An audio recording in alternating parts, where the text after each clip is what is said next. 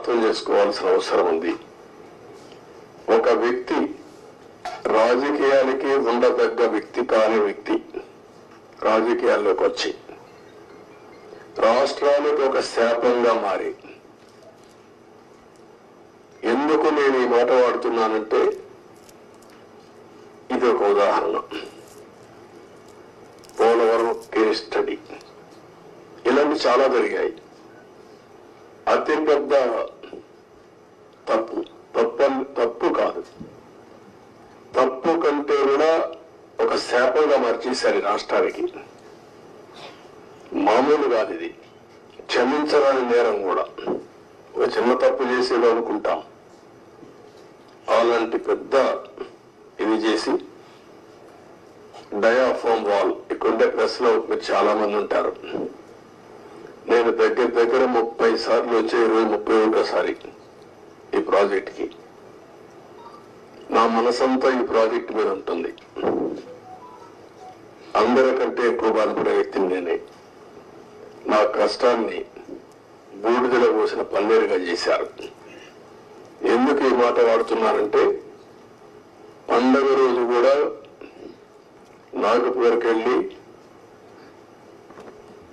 ఇప్పుడు గట్కర్ అక్కడ ఉంటే వాళ్ళ ఇంటి దగ్గర ఉంటే పోయి ఆయనతో మాట్లాడి, అదే మాదిరిగా అప్పుడు ఉమాభారత్ మినిస్టర్ అంటే ఆవిడని కన్విన్స్ చేసి, ఎక్కడ ఎలాంటి అడ్డంకులు లేకుండా అన్ని అడ్డంకులు, ఇక్కడ కూడా ఒకసారి 2 సార్లు అయితే ల్యాండ్ ఎక్విజిషన్ అప్పుడు కూడా కొంత ట్రబుల్స్ క్రియేట్ చేస్తే వాళ్ళందరినీ పిలిపించి నయానా భయానా చెప్పి వాళ్ళకి కన్విన్స్ చేసి వాళ్ళకు లిబరల్ గా రీహాబిలిటేషన్ కానీ రిలీఫ్ కానీ ఇచ్చి మొత్తం చేశాం. వీళ్ళు చేసిన పని మీరు చూస్తే ప్రభుత్వం వస్తానే రివర్స్ టెండరింగ్ అన్నారు.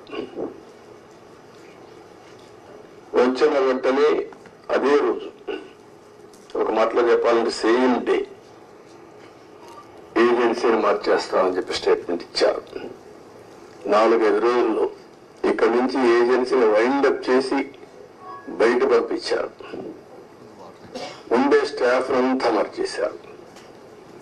ఆ ప్రిన్సిపల్ సెక్రటరీ, ఇంజనీరింగ్ చీఫ్ అందరినీ మార్చేశారు.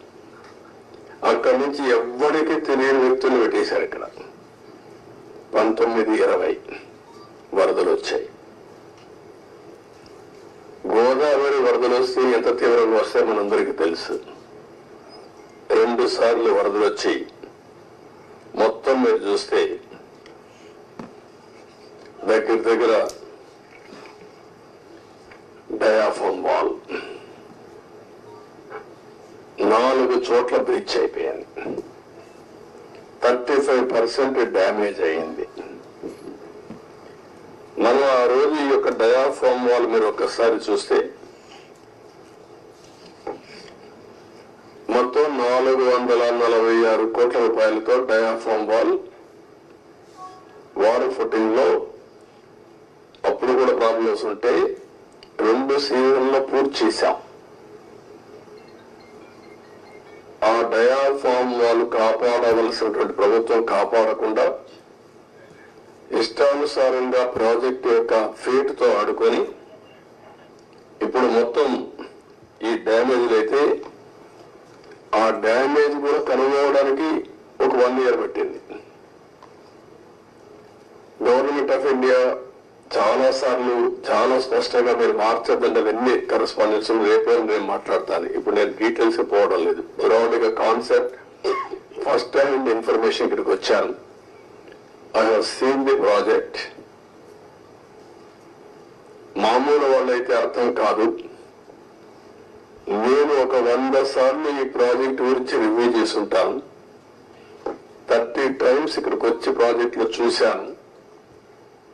అడుగడుగున అన్ని నిర్ణయాలు నేను భాగస్వామిని అని అర్థం చేసుకోగలిగాం. ఈరోజు ఒక పక్కన డయాఫామ్ వాల్ 3 bits లో పోతే ఇప్పుడు ఆల్టర్నేటివ్స్ ఏంటంటే మీనవేషాలు లెక్కేసే పరిస్థితికి వచ్చారు.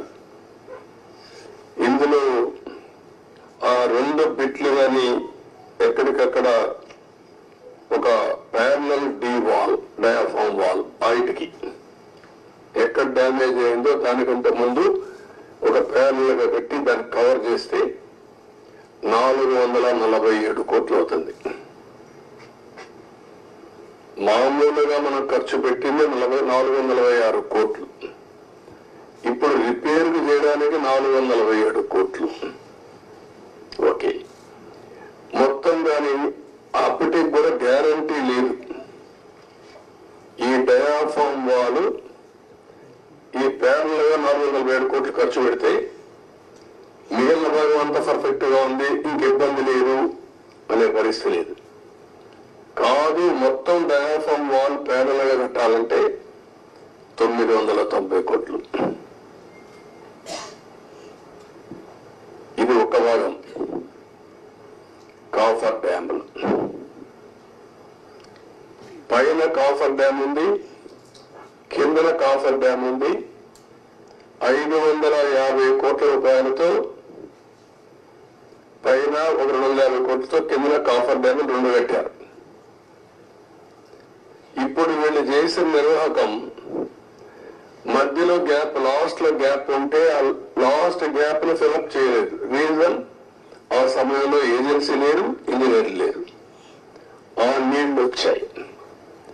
ఆ నీళ్లు వచ్చి మొత్తం ఆ ఉధృతంతో కింద నుండి ఇసుకుని ఎక్కడికక్కడ పైకి వేసింది. ఎక్కడికక్కడ మనం ఏమంటాము, ఇవన్నీ అగాధం, ఆ గొయ్యి కాదు, వాటర్ వచ్చినప్పుడు సుడిగుండాలు అలాంటి క్రియేట్ చేసి ఎంత లోతుకు పోవాలంత లోతుకి వెళ్ళిపోయి 20 మీటర్లు 30 మీటర్లకు వెళ్ళిపోయి ఆ మట్టి అంతా దిగేసింది. దానివల్ల గ్యాప్ 1 అది క్లోజ్ చేయాలి మనం.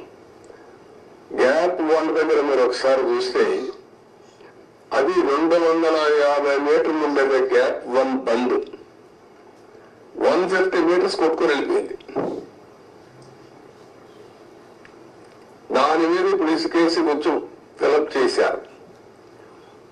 ఇప్పుడు ఆ ఇసుకేసి అది ఫిలప్ చేస్తే దాన్ని మళ్ళా గ్యాప్ 1 ఫిలప్ చేయాలి మనం.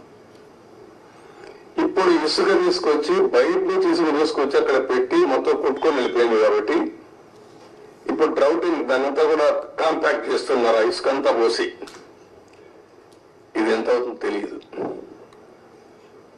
ఒక 2000 కోట్లు అవుతుందా, ఎంత అవుతుందో తెలియదు. They are saying as on today 2000 కోట్లు. నాకు నమ్మకం లేదు అడ్మినిస్ట్రేషన్ పైన. వాళ్ళు ఏ లెక్కనేసారో తెలియదు నాకు. ఇది అయిన తర్వాత గ్యాప్ 1 అనేది లాస్ట్ లో ఉండేది వస్తుంది. గ్యాప్ 2 డయాఫామ్ వాల్, గ్యాప్ 3 ఇంకొక వాల్ కట్టారు, అక్కడ కాంక్రీట్ వాల్ కట్టారు. అదే మాదిరిగా గైడ్ బండ్ ఒకటి అది కుంగిపోయింది. సరే, స్పిల్ వే అప్పుడే కట్టాం, గేట్స్ కూడా అప్పుడే పెట్టాం. ఇప్పుడు ఇవన్నీ చూసిన తర్వాత ఎన్నేళ్ళు పడుతుందని అడిగాను. ఆ రోజు కానీ కంటిన్యూ ఉంటే 2020 ఎండుకు పూర్తి అయిపోయింది ప్రాజెక్ట్. ఈరోజు 5 ఏళ్ళు అయిపోయింది. ఇప్పుడు ఎప్పుడు అవుతుందంటే 4 సీజన్లు కావాలంటున్నారు మినిమం. 4 సీజన్లు అంటే 4 ఏళ్ళు. అన్ని సవ్యంగా జరిగితే మళ్ళా ఒక వ్యక్తి